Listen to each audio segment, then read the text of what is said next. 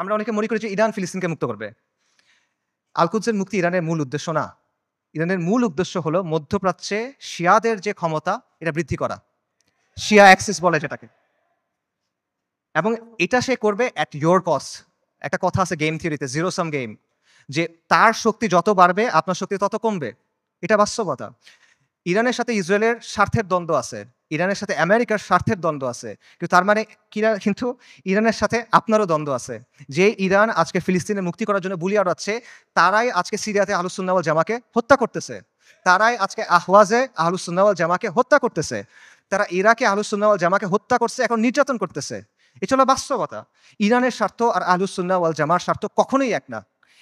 Iran সক্রিয়ভাবে এই মুহূর্তে আহলুস সুন্নাহ ওয়াল জামার সাথে যুদ্ধে লিপ্ত। এই মুহূর্তে, আগে কখনো ছিল, পরে কখনো এগুলো বলছে না। অ্যাট দিস মোমেন্ট তারা আমাদের সাথে যুদ্ধে লিপ্ত। অ্যাট দিস মোমেন্ট তারা আমাদের হত্যা করতেছে।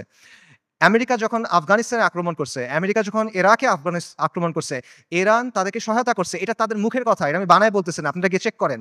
মোহাম্মদ খাতামি ইরানের প্রেসিডেন্ট ছিল 97 থেকে 2005 পর্যন্ত সম্ভবত। তার একটা বক্তব্য আছে যে তালিবানের বিরুদ্ধে আমরা আমেরিকাকে সাহায্য করছি। স্পষ্ট বক্তব্য আছে তাদের।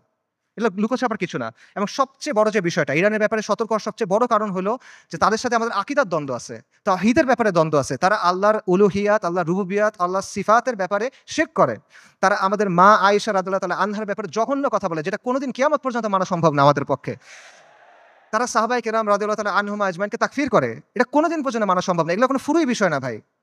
এই জিনিস মেনে আপনি কোনো কিছু করতে পারবেন না। আল্লাহ আল কুদসকে এই শিরকের সাথে এই করে আপনি মুক্ত করতে পারবেন না। ইরানকে আপনার দেখতে হবে ক্রুসেডের সময়ে উবাইদি সাম্রাজ্যের মতো করে। ক্রুসেডের সময়ে একটা সাম্রাজ্য ছিল, উবাইদি সাম্রাজ্য। এটাকে আপনারা অনেকে ফাতেমি খিলাফত নামে চিনেন। এরা আকীদাতে ছিল ইসমাইলি শিয়া, মানে ইমামি শিয়াদের চেয়েও খারাপ। বাতেনিয়ারা, ইসমাইলি শিয়া। তারাও জেরুজালেমকে মুক্ত করার কথা বলতো, তারাও ঐক্যের কথা বলতো। কিন্তু ইতিহাস খুলে দেখেন তাদের ভূমিকা কি ছিল।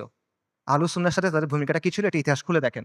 এবং এটা শুধু তখন না, এখনো এবং এর আগেও ছিল এরকমই।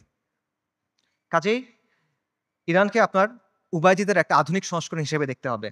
তবে credit where credit is due. ইরানের কিছু অর্জন আছে যেটা আমাদের নাই। এটা আপনার স্বীকার করতে হবে। শিয়া স্বার্থের জন্য গত 4 দশকে ইরান যেটা করতে পারছে, কোনো সুন্নি শক্তি সেটা এখনো করতে পারে নাই। এটা বাস্তবতা। শিয়াদের আজকে একটা রাষ্ট্র আছে, তাদের একটা জিওপলিটিক্যাল প্রজেক্ট আছে। মধ্যপ্রাচ্যে আহলুস সুন্নাহর এরকম কোনো কিছু এখনো নাই। বৈশ্বিকভাবে ফিলিস্তিন ইস্যু ব্যবহার করে ইরান প্রতিরোধের একটা রেটরিক তৈরি করছে, এক ধরনের সফট পাওয়ার তৈরি করছে। এটা আমরা তৈরি করতে পারি নাই। এগুলো বাস্তবতা। এই ক্রেডিট তাকে আপনি দেন, এই অর্জন স্বীকার করেন, কোনো সমস্যা নাই। কিন্তু এই রেটরিকে মজে গিয়ে আপনি মনে করেন না যে তারা হলো উম্মার অগ্রসেনারী। আপনি মনে করেন না যে সে এসে আপনার সহযোগী হবে। এটা যদি আমরা মনে করি তাহলে এটা ভুল হবে, এবং এই ভুলের মাসুল আমাদের দিতে হবে।